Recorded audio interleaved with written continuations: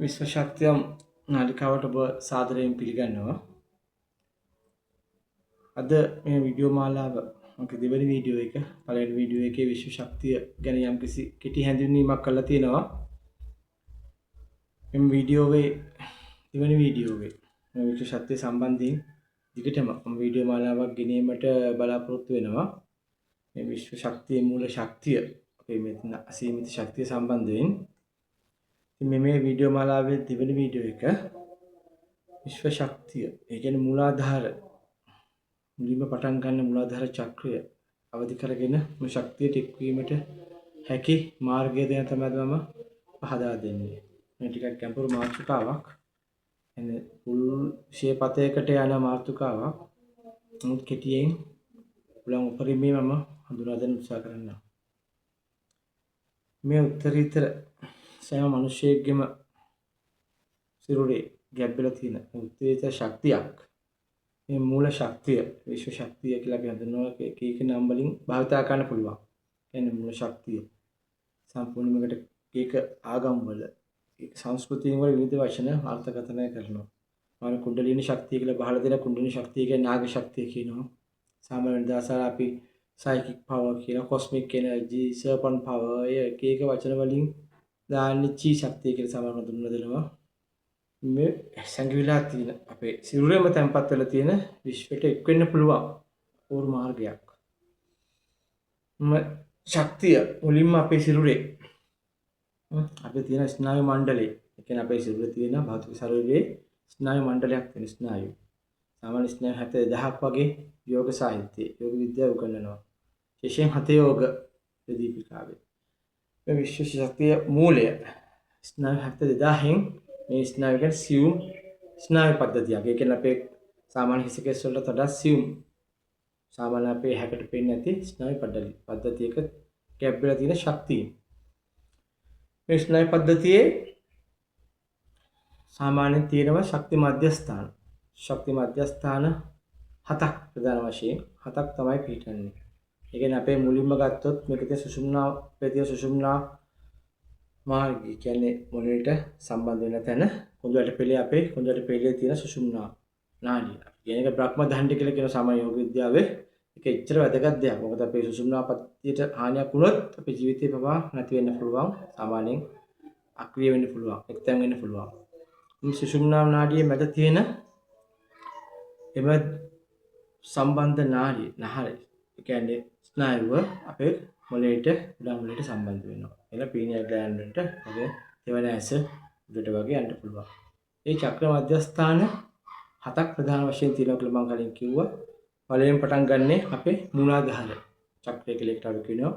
පල්ලෙහාම තියෙන අපේ බුදු මාර්ගයට භාගයක් වගේ උඩින්. ඊට පස්සේ ස්වාදිෂ්ඨාන චක්‍රය. ඊට පස්සේ මණිපූර නාභි ප්‍රදේශය. ඊට පස්සේ අනාහත අපේ හෘදාස්ස චක්‍රය. අනාහත චක්‍රයෙන් තමයි උඩට ගන්න මේ ශක්තිය කොහොම අසීරු අමාරුම එතනින් උඩට සාමාන්‍යයෙන් මේක ලෝකෝත්තර තත්ත්වයක් තියෙන්නේ. ලෞකික තත්ත්වයෙන් පොඩ්ඩක් මිදෙනවා. ඊපස්සේ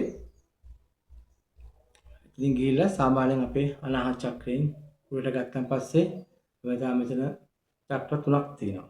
උගුරුදණ්ඩ චක්‍රය, නළල මැද ආඥා චක්‍රය, සහස්‍ර චක්‍රය.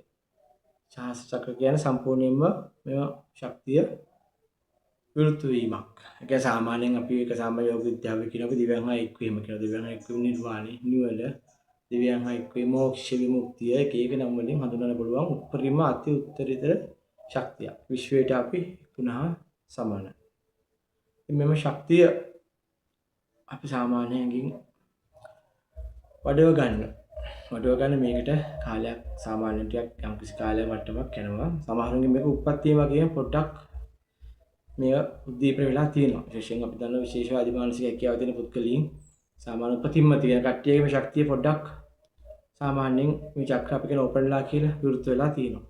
යම්කිසි මට්ටමකට මේ චක්‍රය මත සාමාන්‍යයෙන් අපිට උද්දීපන ගන්න පුළුවන්. විශේෂයෙන් අපි ශාරීරික අභ්‍යාස වෙන්න ඕන.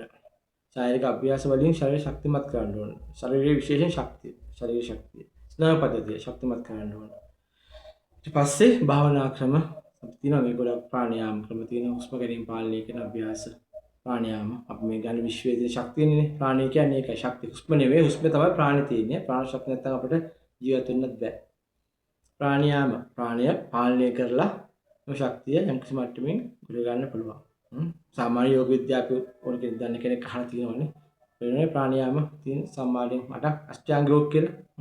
යම නියම ප්‍රාණයාම යම නියම ආසන ප්‍රාණයාම ප්‍රත්‍යාහාර ධාරණ ධානය සමාධි.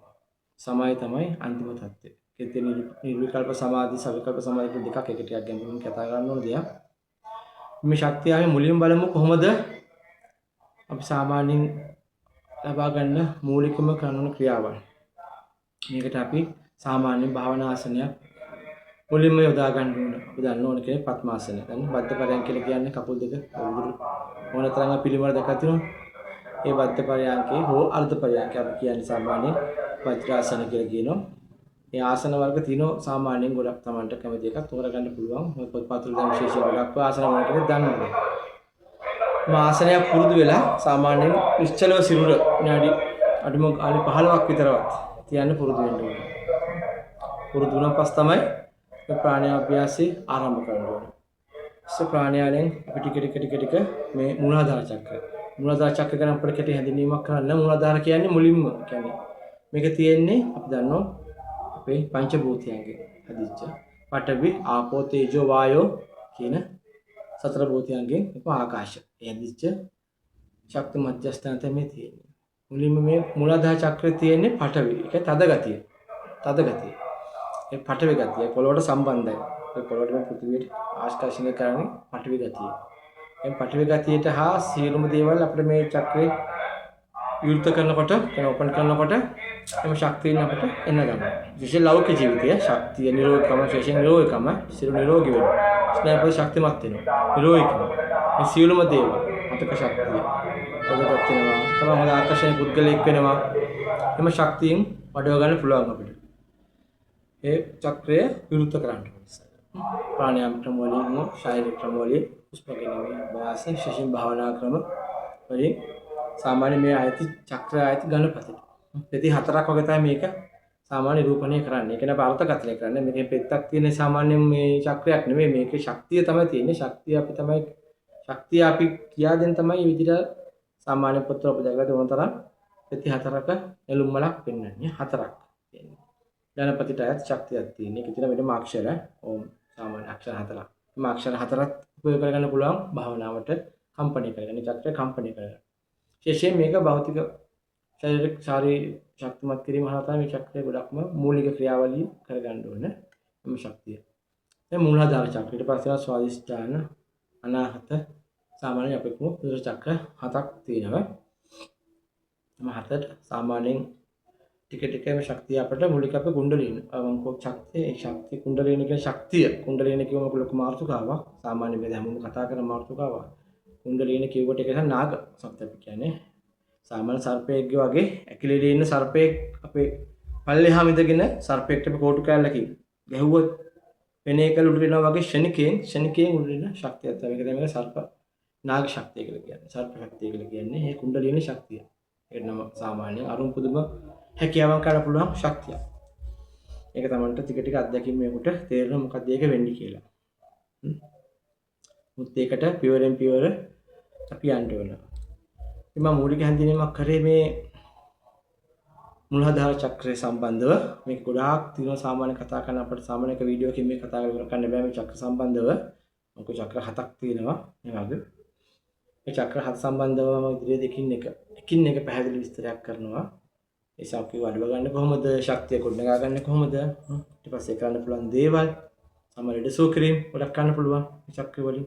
අපි කියන්නේ නෝ සමාන ශක්ති දේව ආකර්ෂණ ලැබෙන්න ගන්නකොට ටික ශක්තිය වැඩි වෙනකොට මේක තමයි ප්‍රතිපත්තිය. ප්‍රතිපත්තිය අනිවාර්යෙන් තියෙන්නේ. පංචශීලයේ සන බෞද්ධයෙක් නම් පංචශීල රැකින්න ඕන. පංචශීලයේ තමන්ගේ මොකක්වත් සිය කියන්නේ තමන්ට සබහා ධර්මයට අවඩක් නොවන දෙයක් විදියට තමන් ඉන්න ඕන. විශේෂ සබහා ධර්මات එක තමයි මේක එකතු වෙන්නේ.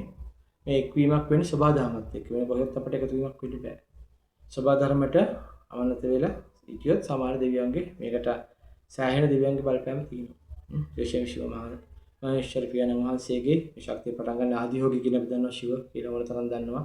ශක්තිය පටන් ගැනීම ශිව ශක්තිය තමයි මෙතන තියෙන්නේ. ශිව ශක්තිය හා එක්වීම තමයි තියෙන්නේ. ශිව බුද්ධ ශක්තිය කොච්චර උතුම් ශක්තියක් ඒ බුද්ධ ශක්තිය කියන්නේ උතුම් නිර්වාණ ශක්තිය. නමුත් ඒකත් ශක්තිය අපිට ඒක බෑ. ඒක තියෙන ෆ්‍රීකවන්සි එකක්. ඒ කියන්නේ අපේ තියෙන කම්පන තරංගයක්. මේ කම්පන තරංග වලට අපේ කම්පන තරංග එකතු කරගන්න ඕන. ඒ එකතු වීම තමයි මේ ශක්තිය ගොඩනගාගෙන යෑමෙන් තමන්ට අත් කරගන්න පුළුවන්. හොඳයි. එහෙනම් අතරම නවතින්න.